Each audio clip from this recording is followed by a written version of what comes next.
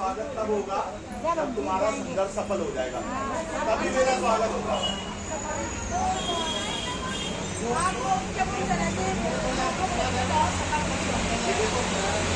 खाली लोग लूट के ले गए और इसमें सीधी सी बात है कि सरकार जो राज्य सरकार है उनके बगैर जो है ये संभव तो नहीं है।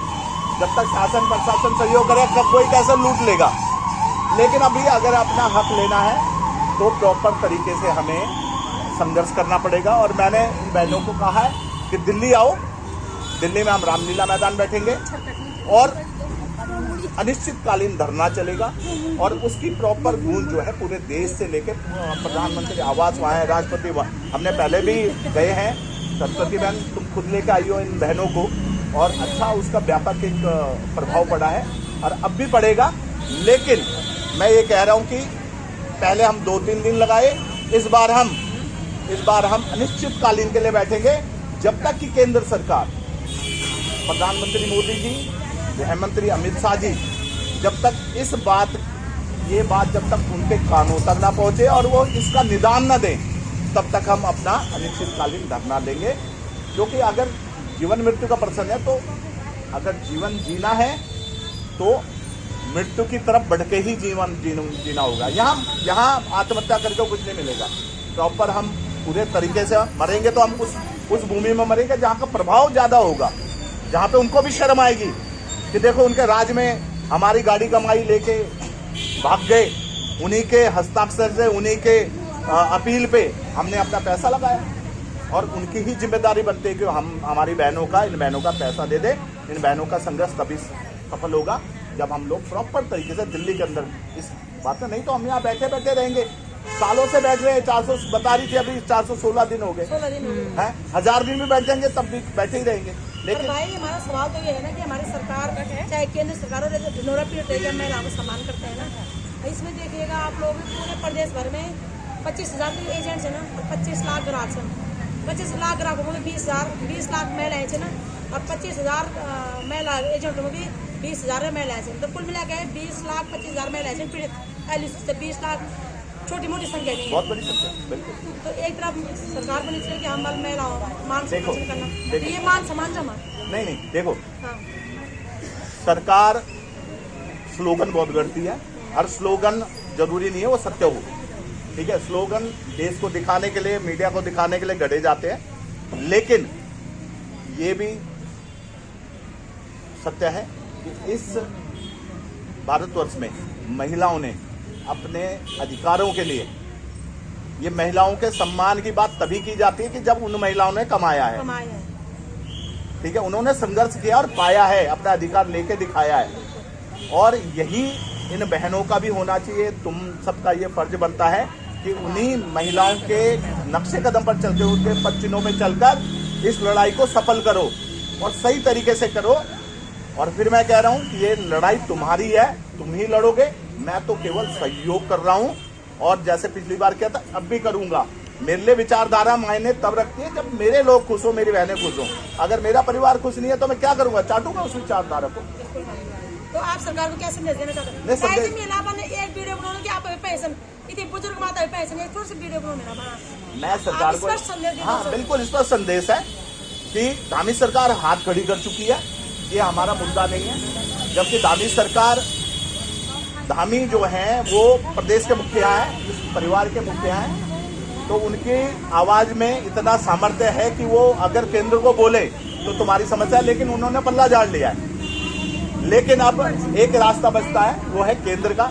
और मैं मोदी जी से, अमित शाह जी से ये अपील कर रहा हूँ कि इन बहनों की ये 20 लाख बहनें, ये 20 लाख बहनें हैं, इनकी आवाज सुनो।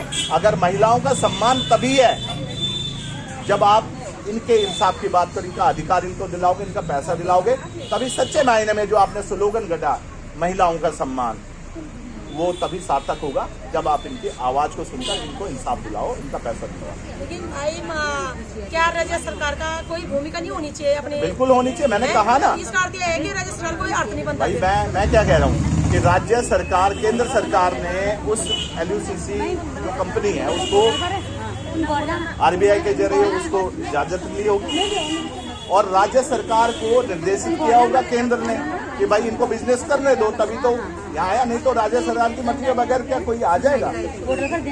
इसका मतलब कहीं ना कहीं शासन प्रशासन मिली भगत से ही ये संभव हुआ है, ठीक है। लेकिन मैं फिर यही कह रहा हूँ कि अगर राज्य सरकार अपने कर्तव्य में असफल साबित हो रही है तो ऐसा नहीं है कि हम उनका रोना लेके बैठ जाएंगे, हम अपना संघर्ष केंद्र सरकार तक ले जाएंगे और केंद्र सरकार तक हम ये संघर्ष ले जाएंगे और इनका अपने बहनों का अधिकार लेकर चलिए बारी। और आप लोग दिल्ली जाने तैयार हैं सभी लोग? हाँ तैयार है। लेकिन तभी उठाएंगे हम कदम, है ना? हाँ तैयार। भाई जी हाँ बिल्कुल बिल्कुल। इस समय हम जो है, पहले तो मैं बहुत धन्यवाद करती हूँ अपने बड़े भाई जी का, कमल ध्यानी जी का, जो हमारे साथ निरंतर आज 2-2.5 महीने कम से कम हमें हो गए हैं। दिल्ली गए थे तो हम श्रीनगर से और दिल्ली के लिए जब पैदल कूच कर रहे थे तो भैया ने वहाँ पे हमारा पूरा सहयोग दिया, हमारा साथ दिया और हमें लगभग मतलब रात दिन उनका जो था हमें बहुत सहयोग मिला है, साथ मिला है। तो उसके लिए भी मैं धन्यवाद करती हूँ अपने बड़े भाई जी का।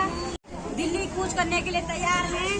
तो इस समय हमारा जो विश्वास है, हमारा जो अटूट जो विश्वास है वो आप पे है और आपके विश्वास के बल पर हम यहाँ से कदम उठाएंगे और हमारे कदम को आपने सार्थक करना है।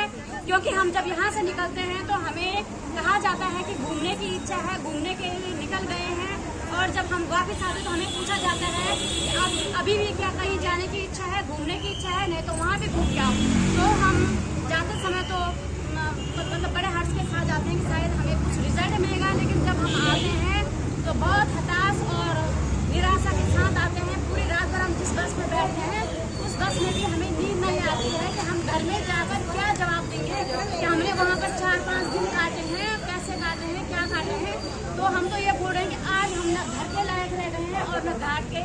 तो आपसे उम्मीद है भैया, हम इस समय आपके पद कदमों पर चलने के लिए तैयार हैं। भले ही हमारी बहन सरस्वती हमारा नेतृत्व करेंगे, लेकिन आप हमारे गार्जियन हो, आपका नेतृत्व हमारे साथ रहेगा। आपके नेतृत्व में हम इस कदम को यहाँ से उठाएंगे और हम चाहते हैं कि हमारा जो नेतृत्व है वो आप सफल बनाओगे और हमें जो है ये जो लड़ाई है, इस लड़ाई को हम अपनी अंतिम लड़ाई करना चाहते हैं। हमें ये दुख भी नहीं है कि हमारे प्राण मतलब अगर हमें कुछ होता है तो हमें ये दुख भी नहीं है कि हमें यहाँ रहना है, क्योंकि हम आज इतने परेशान हो गए हैं।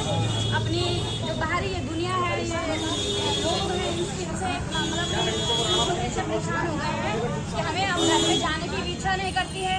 और यहाँ धरना स्थल तो आपने सुन ही लिया कि 417 दिन हमारे ज़िंदगी के बर्बाद हो गए हैं। तो अगर ये है तो जहाँ हमने 417 दिन बर्बाद किए हैं वहाँ पर अगर 30-40 दिन हमारे और होते हैं तो हम आने के लिए तैयार हैं। लेकिन हमें आपका नेतृत्व चाहिए, आपका सहयोग चाहिए। तो बहुत बहुत धन्यवाद भैया, आप यहाँ पर आए और आपने हमें सहयोग दिया। हम अपना अधिकार मांगते नहीं किसी से भीख मांगते, हम अपना अधिकार मांगते।